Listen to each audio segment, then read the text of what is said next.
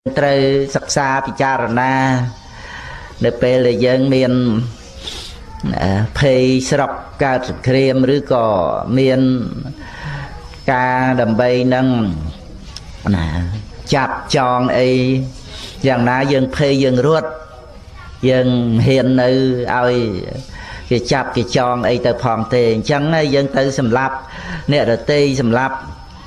សត្វដទៃនឹងធ្វើអីនឹងឯងជារឿងដែលយើងក្រោតខឹងវាជារឿងល្ងងរបស់សត្វលោកទេតែបើថាយើងបានការចេះដឹងពិចារណាមានខ្លួនឯងជាឧបមាគឺថាយើងមិនបៀតបៀនដល់សត្វទាំងឡាយឡើយយើងគិតថាយើងត្រូវការរស់នៅហើយក្រុមគ្រួសារបងប្អូនកូនចៅអីហ្នឹងក៏សូមឲ្យបាននៅសេចក្តីសុខចឹងឯងអាហ្នឹងគឺពុទ្ធបរិស័ទបងប្អូនកូនចៅប្រកាសជាមានសិលហើយណាប្រកាសជាមានសិលហើយនឹងឯងទៅហើយព្រោះខ្ញុំកណាដែលផ្ដើមរក្សាសិលមុនដំបូងហ្នឹងក៏ស្ថិតនៅក្នុងគំនិតហ្នឹងដែរគំនិតហ្នឹងកើតឡើងអញ្ចឹងព្រោះដល់ពេល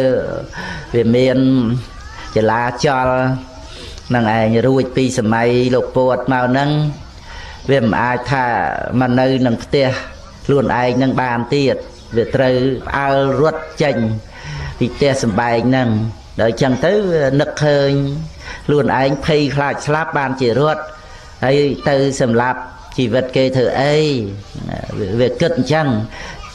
គិតថាមានខ្លួនឯងជាគ្រឿងប្រៀបធៀបអញ្ចឹងហើយដល់ទៅក្រោយមកបានសិក្សាពុទ្ធដីកាទៅឃើញព្រះអង្គសម្ដែងកន្លែងហ្នឹងអត្តានੰឧបមង្កត្វាហ្នឹងមានខ្លួនឯងជាឧបមាហ្នឹងឯងអញ្ចឹងគឺថាផ្សព្វផ្សាយគំនិតហ្នឹងឲ្យដល់បងប្អូនកូនចៅផងដែរទៅដើម្បីថាមានខ្លួនឯងជាគ្រឿងប្រៀបធៀបហើយយើងនឹងប្រព្រឹត្តដល់អ្នកដទៃពីព្រោះរឿងការស្រឡាញ់ជីវិតស្រឡាញ់ការរស់ស្រឡាញ់សេចក្តីសុខហ្នឹង